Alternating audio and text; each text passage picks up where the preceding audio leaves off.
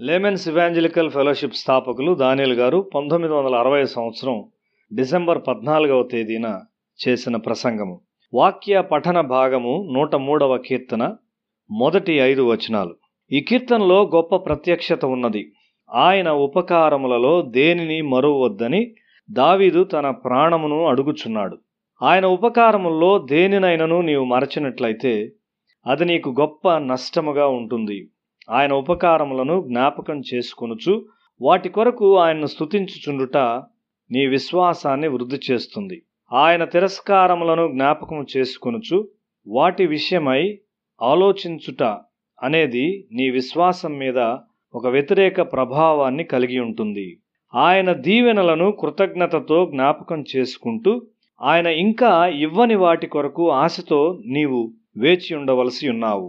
తన అంతరంగములోనున్న సమస్తము ఆయన్ను స్తుతించున్నట్లు కీర్తనాకారుడు అడుగుచున్నాడు. నీ అంతరంగ మనస్సు దేవుని స్తుతిస్తే అది నీ స్థిరమైన విశ్వాసమును సూచించుచున్నది.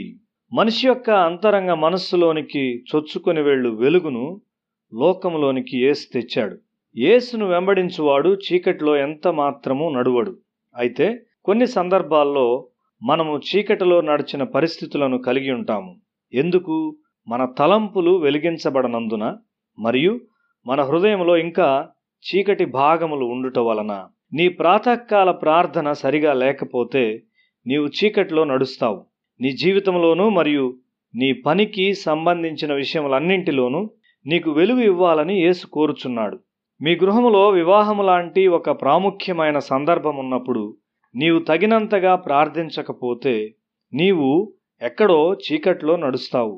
చేయుటకు నీకు అప్పగించిన దానిలో నీవు ఏదో పొరపాటు చేస్తావని, లేక ఎక్కడో ఏదో గందరగోళము సంభవించునని దాని అర్థము.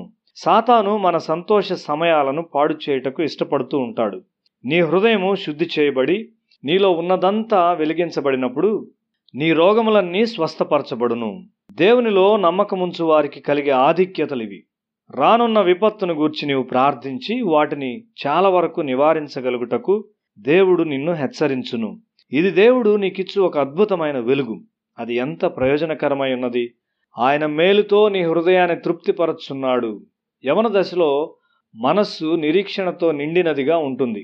అటువంటి నిరీక్షణ దేవుడు మనకు జీవితమంతా ఇస్తాడు కాబట్టి జీవితమంతా యవనముగా ఉంటుంది. నీవు ఎల్లప్పుడూ ఇతరుల మేలు కోరుచుంటావు మరియు బహు చెడ్డవానిని నీవు చూచినప్పుడు అతని నుండి నీవు శ్రేష్టమైన దాని కొరకు నిరీక్షిస్తావు. ఆ విధమైన తలంపుల ద్వారా నీ రక్తము ఆరోగ్యముగా కాపాడబడును. అంటువ్యాధులు నిన్ను సులభముగా పట్టుకొనవు. శరీర వ్యవస్థ అంతా దేవుని వాక్యమునకు స్పందిస్తుంది. నీ వ్యాధి నిరోధక శక్తి బలము గలదై ఉంటుంది. ఒక మంచి మనిషి యొక్క హృదయం నుండి వచ్చు కిరణములు మేఘములను కూడా చేరి సరైన సమయంలో వర్షం వచ్చినట్లు చేయును. ఆ కిరణాలు ఇంటిలోని పిల్లల్లో కూడా చొచ్చి వారిని ఆరోగ్యవంతులుగా కాపాడును. ప్రజలు దుష్టులుగా మారినప్పుడు అది ప్రకృతి మీద ప్రభావం కలిగి ఉంటుంది. వర్షాలు తప్పిపోవును, లేక అకాల వర్షాలు పంటను పాడు చేయును. ఎంతో అజాగ్రత్తగా జీవితమును జీవించిన ఒక యవనస్తుని నేనెరుగుదును. అతడు పాపములో జీవించాడు. అతని వివాహ రిసెప్షన్ కొరకు భారీగా అందమైన అలంకరణలు చేయబడ్డాయి.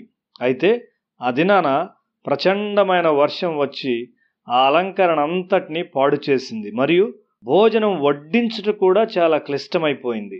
మనలో కొంతమందిని దేవుని ఎదిరిస్తాం. దేవుణ్ణి విస్మరించి మన జీవితాన్ని బాగుగా కొనసాగించగలమని తలస్తూ ఉంటాం. అయితే ప్రకృతియే మనకు వ్యతిరేకంగా పోరాడుతుంది. దేవుని వాక్యం మన కొరకు నిలువ చేయబడిన శక్తి వలె ఉన్నది.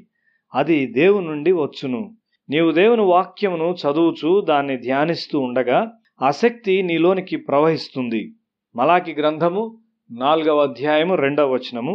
నా నామమందు భయభక్తులు గలవారగు మీకు నీతి సూర్యుడు ఉదయించును, అతని రెక్కలు ఆరోగ్యము కలుగజేయును గనుక మీరు బయలుదేరి క్రొవ్విన దూడలు గంతులు వేయునట్లు గంతులు వేయుదురు.